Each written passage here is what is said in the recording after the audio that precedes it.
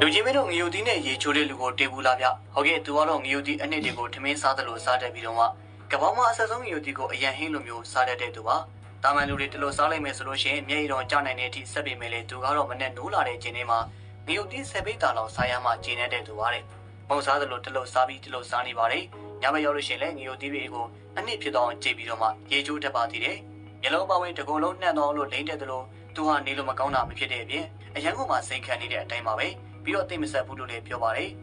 အစာပြေးလေးစားလိုက်ရတယ်လို့ပဲလို့သူကပြောပြီးတော့မှအဆက်စားနိုင်တဲ့အပြင်ငရုတ်သီးကိုလည်းတခြားနေရာတွေမှာသုံးနိုင်တဲ့အကူကြီးကတော့အဆက်စားနိုင်တဲ့လူတွေထဲမှာသူဟာဘရင်တစ်ပါးလိုပဲသတ်မှတ်ရမှာဖြစ်ပါတယ်အဆက်စားနိုင်ဆုံးစီရွှံလူမျိုးတိုင်းတော်မှအရှုံးပေးရမှာဖြစ်ပြီးတော့မှငါတို့တမင်းစားလို့ရှိရင်ငရုတ်သီးအနည်းနဲ့တိုးစားကြပါတယ်သူကတော့ငရုတ်သီးတမင်းစိန်ဖြစ်နေပါပြီဗျာတကားစားလို့ရှိရင်အနည်းဆုံး10ပကံလောက်ကုန်တဲ့သူလို့စားတဲ့အချိန်မှလည်းအရန်ကိုပြောနေတတ်ပါတယ်ဆက်လို့မျက်ရည်ကျတာလုံးဝလည်းမရှိပါဘူးငရုတ်သီးကိုစားရမကပါဘူးမျက်နှာတက်တဲ့အချိန်မှလည်းသုံးသေးတယ်လို့သိရပါတယ်ပြီးတော့ငရုတ်သီးအရည်ထဲမှာလည်းမျက်လုံးမှဖွင့်နိုင်သေးပါတယ်တဲ့ဒီလိုလုပ်လို့လည်းသူ့ကိုမထိခိုက်ပါဘူးဒါပေမဲ့လည်းဒရိုက်တာကတော့သူ့ကိုမယုံကြည်ပါဘူးတက်တည်ပြဖို့အတွက်သူ့ကိုအဖွဲ့တစ်ခုစီကိုခေါ်သွားခဲ့ပါတယ်